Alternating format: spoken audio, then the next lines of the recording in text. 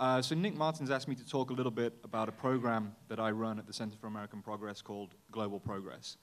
And that is not so much about progressive agendas in terms of issue areas, but more about the kind of how we do politics, what kind of politicians we are. And I think actually though that is really about a new progressive agenda, because I think one of the problems that we faced in the past was that we distinguished between means and ends. And actually how we go about achieving change is as important as the change we want to achieve. The journey is part of the process. So this Global Progress is a program that sets out to nurture a new generation of leaders. We bring young leaders together from Australasia, North America, and Europe, essentially to sort of train them in terms of new policy narratives, in campaign and organizing techniques, and in the latest ways to communicate. And we've done this for two particular reasons. And I'll talk a little bit about those to explain, and then go on to explain how we organize global progress to achieve what we think are sort of shortcomings or failings within our global movement. I think the first starting point, and something that everyone in this room should be aware of, even if you're only campaigning and working locally, either in New South Wales or in Australia, is that the right organizes internationally, and they do it far, far better than we do. They do it better in terms of personnel, in terms of issues and ideas, and in terms of resources. So let me give you a few examples. On the personnel issue, many of you in this room may be familiar with guys called Crosby and Textor. You may not be familiar with the fact that they work a lot in Canada, that they worked on the campaigns, 2005 Conservative campaign, the London Mayor campaign, that they are also advising people in the United States. What happens is if you get a successful political guru on the right, they're around and they're everywhere. And they're in there with their politics of hate, and they push it. And their ideas are they're simple and they're codified, and people find resources for them. The second thing that they do from this is that they develop a kind of, a shared playbook. It's not by chance that Islamophobia is on the rise in the United States, that it's being pushed hard by the Republicans and the Tea Party. It's not by chance that Geert Wilders is being financed to do tours of different European countries, talking about the Islamification of Europe. When they have an idea that they see instills fear in people, pulls them away from progressive politics, pulls them away from tolerant societies, they finance those individuals, and they make sure that their voices are heard. And that's the third issue, the fundraising issue. People like Newt Gingrich, who is a well-known Republican strategist, was leader of the Senate in '94 against Clinton. These people spend time in Europe, they spend time here, and they fundraise, and they network. And their organizations are linked together. And we on the left have been slightly naive about that, I think, the degree to which they're sharing their agendas. And I mean, certainly on climate change, I mean, you must have many, many examples of how they spread their message about, undermining the science of climate change or otherwise. This is a well-financed, well-coordinated global campaign. So the second failing has been that the left, the way we've organized, has been counterproductive. The traditional way in which we organized was through the Socialist International. And so what we would do is we would have 2 or 3 people in each of our political parties fly off to exotic locations.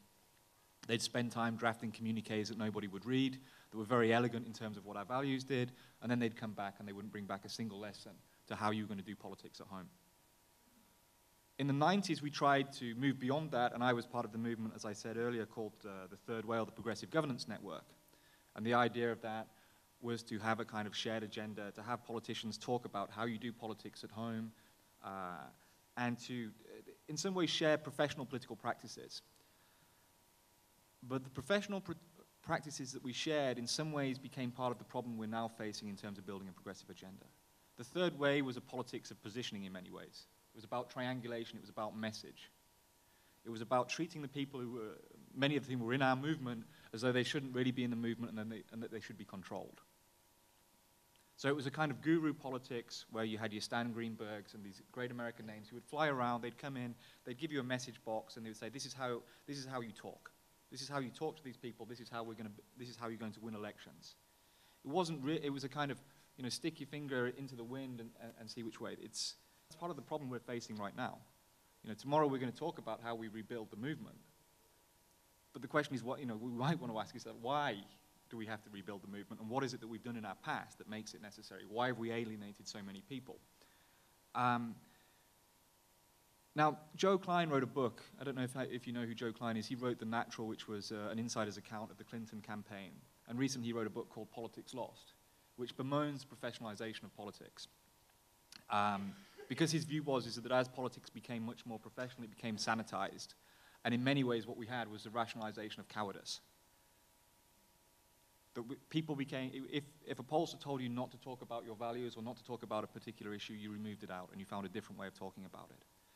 Now, we started the project called Global Progress in 2008 because we believed that actually what we were witnessing with the Obama campaign and groups like Move On was that you were having a kind of a second phase of the professionalization of politics, which was less about elite messaging and more about movement building. And so, with Global Progress, what we tried to do was we developed 3 sort of themes of work. The first was on demographics, and that we were looking to identify who the new groups in society were, learn more about what the millennial generation thought, what their deep values were. What did immigrants think? First, second, third generation. What did single mothers think? And we did this not to slice and dice them so that we could have refined messages, but just to understand where the political currents were going, what the issues were, and where the base was. The second is we mapped to that a kind of strategy and organizing technique, which is to say we have social media, we have online communications, we have the trade union movement. There are a variety of different movements we have there. What we need to do is to find a way, as you say, to build these into a coalition, all moving and working in the same direction. You're going to need to talk to different people in different ways, and you're going to need to listen to different people in different ways too.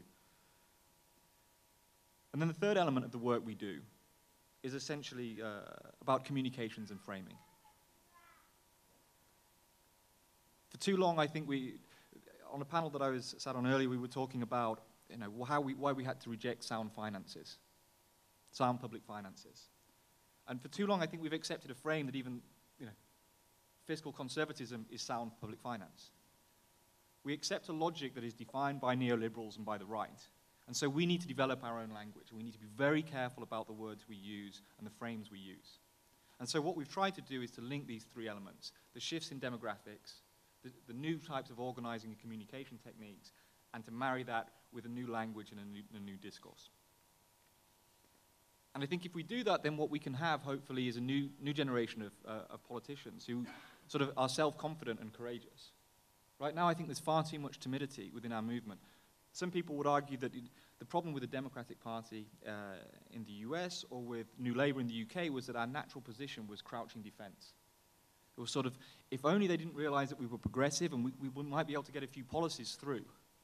So we were proud in the New Labour movement about doing redistribution through stealth. But the truth is that when you do these things through stealth, you don't move the centre ground of progressive politics.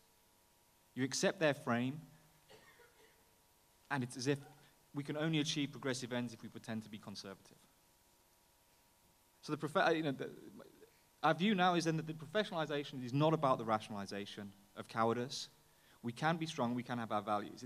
There's a famous story about the French philosopher who is sat in Paris watching a crowd of people run past him.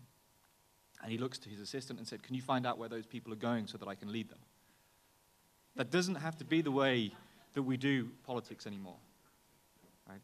We can have leadership. You know, we can listen to find out where they want to go, but we can also lead them too. And I think, you know, if we do that, then, you know, many of the problems that we face, the disillusionment with politics, the people who are alienated from our movement, they'll begin to dissolve because they'll feel part of something.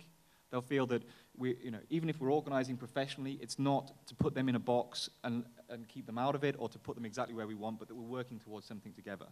So that's really the goal of Global Progress. That's what we do. It's a new program. It's 2 years old. But we're having some successes. If you look, I'm convinced, as I said earlier, that in Europe we will have a new wave of a sort of progressive spring, maybe as early as next year. We have great young leaders like Helle Thorning-Schmidt, who she's a young leader, confident in her values, confident in the mission, and confident in what progressive politics can achieve when they work together in a broader coalition. And she's not afraid to take on the argument. And I guess she gave a message to us. We had a meeting in New York in December last year. And there was a lot of sort of self-flagellation about how desperate the situation was in Europe and how desperate and bad our movements were. And the message that she said at the end was, listen, I'm kind of sick of sitting here listening to you all because you all sound like losers. You're all moaning about how no one understands you, how people are leaving you. And you know, the message that she said was, well, the first rule of politics is that people don't vote for losers. So if we feel like we're embarrassed of our values, we're embarrassed of our objectives, and the only way we can do this is by sort of framing them in a way that people don't know what we're going to do, we're bound to lose. If we say, this is what we stand for, come with us, we'll organize and we'll work together, and this is a worthy cause, then they'll probably come with us and we'll win. So I guess the message is, let's just start acting like winners.